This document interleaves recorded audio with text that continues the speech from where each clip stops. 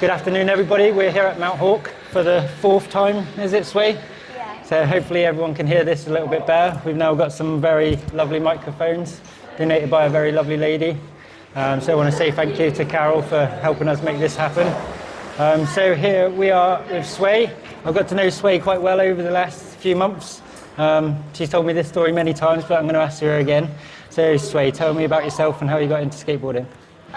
Well, I got into skateboarding because my brother got a skateboard for his birthday, no, it was Christmas, and then I used it. Well, I took it from him, and then I bought my own skateboard with my own Christmas money, and now I just skate loads. Yeah, no, I skate lots. How long have you been skating? Is it 8 months now? I think it's like 9 or 10. 9 or 10 months, clocking up. So how old are you as well? I forgot to add that one. I'm 11. 11. So you might have seen earlier on our Instagram, on TikTok, I actually put a little video of Sway up. Sway is 11 and she has dropped in on the vert ramp.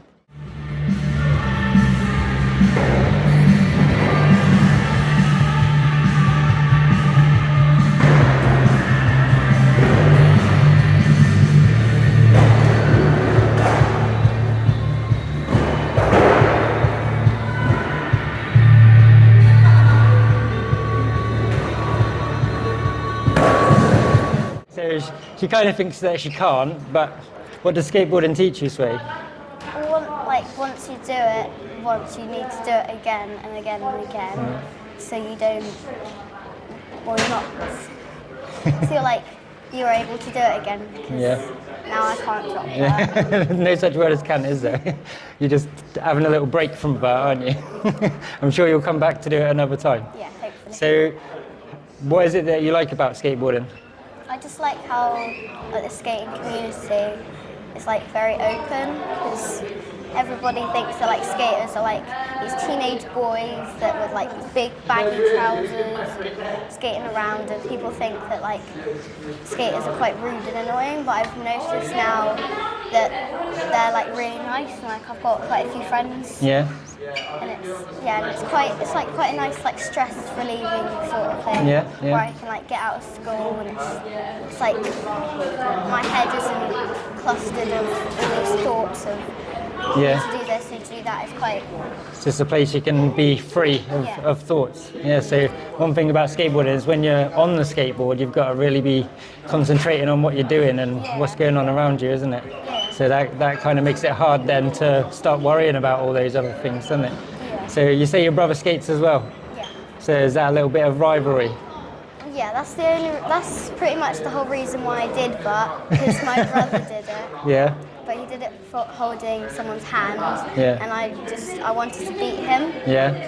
So I did that, and now I'm just it's a competition between both of us, but it's a healthy competition. Healthy competition, yeah.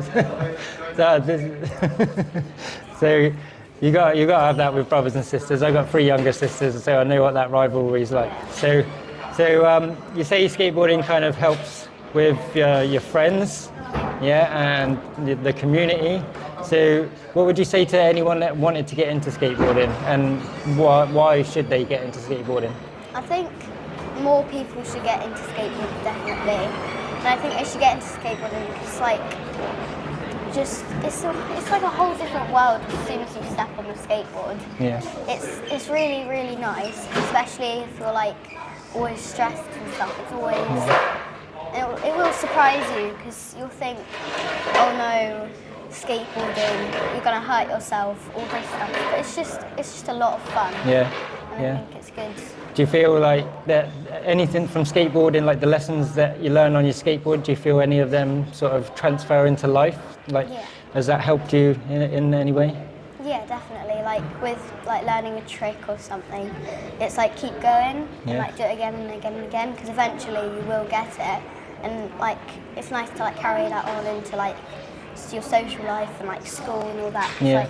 If you can't do something, it's good to it taught me to keep going and just always don't give up. So how do you manage, this maybe might help other people, how do you manage when you're in a situation like dropping the vert Yeah, and you had that fear, but you wanted to do it, but your brain and everything in you was saying don't. How do you manage that? Well, whenever like my friends are at the top of the vert thinking about doing it, I always say like, is it your head telling you not to do it, or is it your gut telling you not to do it? Because if it's your head, then you have to do it. But I like that. Yeah. If it's your head, don't listen to it. yeah, but like if it's your gut, Probably shouldn't. yeah. That's something 'Cause telling you it's going to work. Every time I've fallen, it's because my gut has told me not to. So I now listen to my gut. Yeah. So it's good to like notice that gut feeling of don't do it, or that your head going, don't do it, you're going to hurt yourself. So when that head is going and you're saying, no, that's my head, you realise it's not your gut, you realise it's your head. How do you battle that? Do you have a word with it, or what? How do you do? Well, I like take loads of deep breaths. Yeah.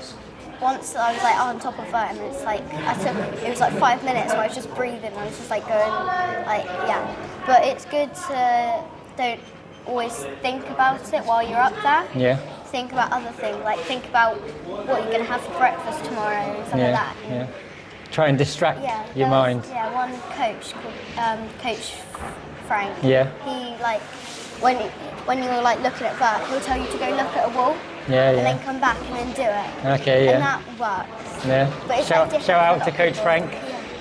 It's different for a lot of people. Like some people say like don't look at it for too long. Yeah. But I find that when I look at it, it's good because like I almost get comfortable with the ramp. Okay, yeah. So it's different. So for you like people. stare in the face, the fear in the face. And I feel like it's weird, but it gets smaller. Yeah. And it's good to look at a different like drop in that you're scared of, just to look at it and just stare at it, and then go back to that and then look at it, and then it won't look as bad. Yeah. So it's sort of minimalising the drasticness of it into your mind. So there were some really good techniques that you talked about there. The breathing techniques, that's a really good one. So when you take big deep breaths, that actually oxygenates your blood. Yeah, which helps you like stay calm and whatnot. So you're using a lot of really good techniques there, and I think it's really good to be able to share them with people. It's good to have like friends up there as well, like supporting you. Because if it's just you, then it's very like daunting, and it's very like but it's like unless you've got other people with you. Like the first time when I did it, I had like loads of the vert riders with me. Yeah.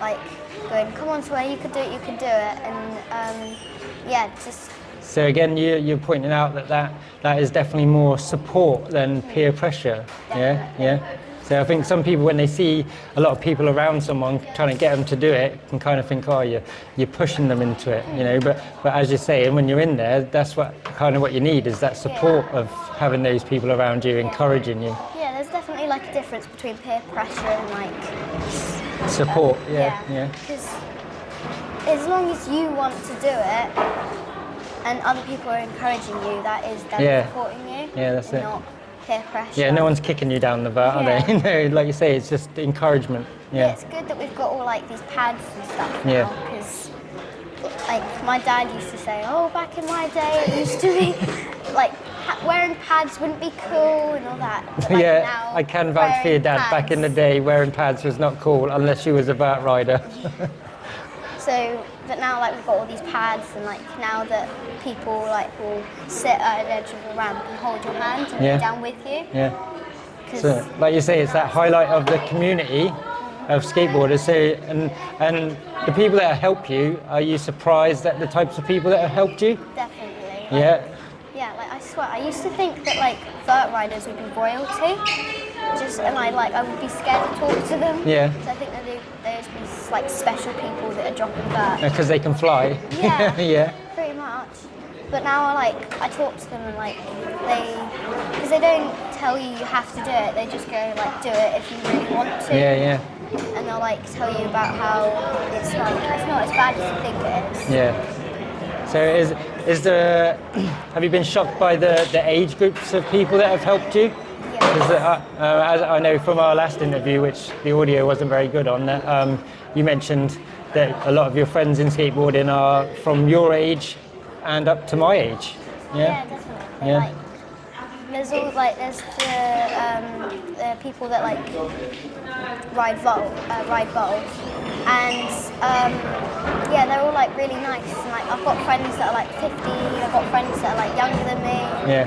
All sorts. And like you say, the thing that binds you all is the fun of skateboarding, the love of skateboarding. Yeah. Yeah. Excellent. So is there anything else you would like to add to anyone wanting to start skateboarding? Definitely skate. Yeah. It's very, very fun, and Oh, there's no pressure. I'll think of something later. Yeah, Like, yeah, that's it. As soon as we stop recording, you'll start getting the brain firing off of loads. Yeah. But no, I really appreciate your time. I love talking to you and hanging out with you, and watching your progression through the last few months has been amazing. So just keep doing what you're doing and keep skating, yeah?